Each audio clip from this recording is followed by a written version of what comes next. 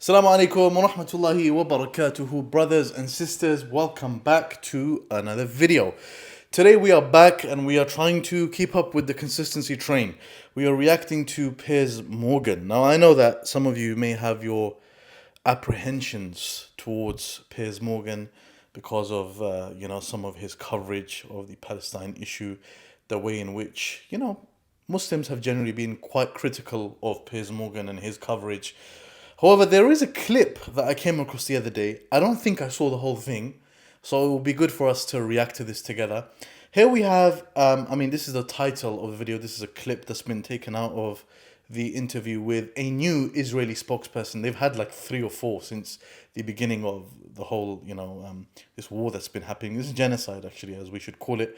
And Middle Eastern Eye, they've taken out a portion of this interview. It's called Piers Morgan Pressures Israeli Spokesperson on Civilian Deaths in Gaza. As we know, now just the other day, the civilian death toll in Gaza passed 35,000. Now, if we think about that for a second, that's 35,000 men, women, children dead since October the 7th. Subhanallah. It's absolutely crazy. So we're going to, without any further ado, we're going to get straight into this video. We're going to watch it and give some of our thoughts. Let's go. We'll do what we have to do to go after Hamas to avoid civilian casualties, something that we have successfully done. Out of that Hamas number that you just gave, more than 14,000 are terrorists that we took out. There's more than 25,000 Hamas and Islamic Jihad terrorists taken off. How many civilians do you believe you've killed? We don't have exact figures, as you know, it's the fog of war. But you've got exact numbers for Hamas terrorists you've killed. Why wouldn't you know how many civilians you've killed? Because obviously our focus is to go after the Hamas terrorists.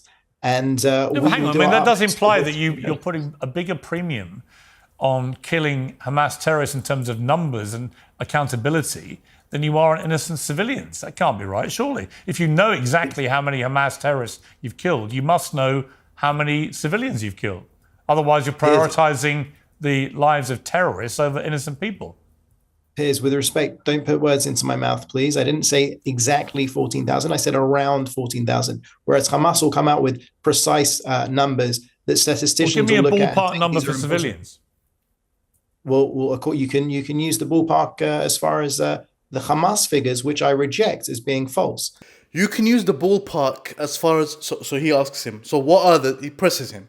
What are the civilian figures? You can use the Hamas figures as a ballpark, which I reject. What on earth are you talking about? Are you hearing yourself? You can use those figures, but I reject them. Talking absolute rubbish. Well, if they're false, why would you give me those?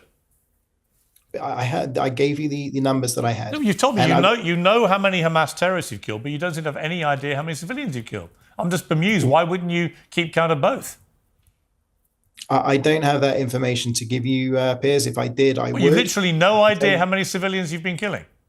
I can tell you definitively that our aim is to go after Hamas. No, hang on. I'm sorry to push you on this. That's quite extraordinary. You're an official spokesman for the Israeli government, and you have no idea how many civilians you've killed. I thought you just told me that you were particularly careful about not killing civilians. But if you don't know how many you've killed, how can you say that with any certainty? Because even if you were to go by a ratio of the Hamas figures, we would still be far ahead of any Western army. It wasn't my question. You know it wasn't my question. I don't have the information. Well, you literally have no idea how many civilians you've killed. It's not that I don't know. I'm not authorized to give the information. I don't have the information. That's complete nonsense. Why are you authorized to give me the number of terrorists you've killed, but not a number of civilians? I don't understand. Can you explain? By the way, Piers, we will go after connection Hamas. Is there. We will ensure that we. You want me to believe you're being incredibly careful about how many civilians you're killing, and you have an amazing exemplary record, but you don't know how many civilians you're killing. And that, ladies and gentlemen, is how fragile the Israeli argument is in this whole thing. So how do I know you've been careful? Piers, when the dust settles, we will come out with the proper numbers. Hamas runs to the press daily with false. When the dust settles, a lot of people will have died, and you know how many Hamas you've killed, but you don't know how many civilians you've killed. And I'm just asking you why. Why is it you've kept a record of one, but not the other? I personally don't have that information to give to you. You can ask me over and over. I'm not going to come up with more information. I don't You personally don't have know. I don't have that information for you today. But you're an official government spokesman for the Israeli government, and you have no idea. Good.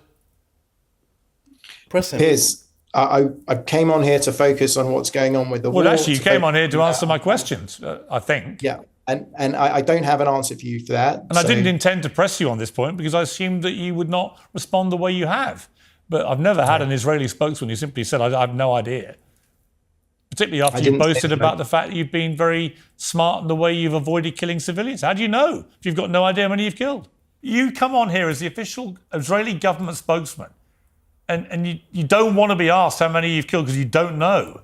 And yet you want us to draw comparisons to other conflicts in a positive way for Israel. And you want to tell me that IDF make a record of every single thing they're involved in, but they don't give it to you, the government spokesman, so that when I ask you, you have no idea. Do you understand how ridiculous that sounds? With respect. With all due respect, I've told you that even if you were to use the Hamas figures, the ratio would still be better than any other army. And that's where the comparison can be done. However, we know above and beyond that the Hamas figures are not accurate. And we know from former conflicts that Hamas throws in anyone that's, someone could have passed away from a heart attack. Someone could have. So why is it that Israel actually, after previous, that's what they've done in the past. Well, why is it after previous death tolls have been released by Hamas through the Palestinian Health Authority, they've actually turned out to be ones that Israel has concurred with in the main? Can you not count either? Piers, we're in the fog of war. We're fighting for our very existence. No, you're not foggy when it comes to killing terrorists. You're only foggy, it seems to me, when it comes to killing civilians. Guys, I mean, what do we even need to comment on that? And this is the thing here. From the beginning of this whole thing, we've been seeing a lot of rhetoric coming out, okay? And Israeli officials are very, very quick and very, very easy to say, oh, yes, we've killed X amount of, they'll give you an exact amount. 14,000 Hamas terrorists. We've killed 15,000 of them. We've killed however X many thousand of them. But when we say, okay, since the Israeli government, the IDF, as you so claim, they are one of the leading militaries in the world. They have an amazing amount of technology, very, very forward in their technology. But when we ask you for a simple question, okay, fine.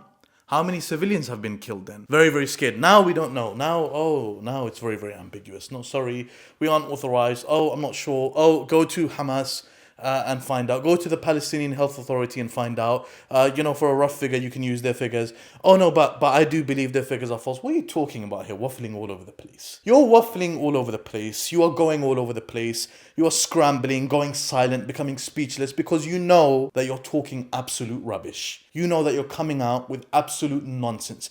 Because people who are articulate, people who know what they're talking about, people who are on the side of justice, don't perform like that. They don't speak like that. They don't speak like that. They don't become speechless like that. They don't waffle like that. So guys, it's pretty self-explanatory.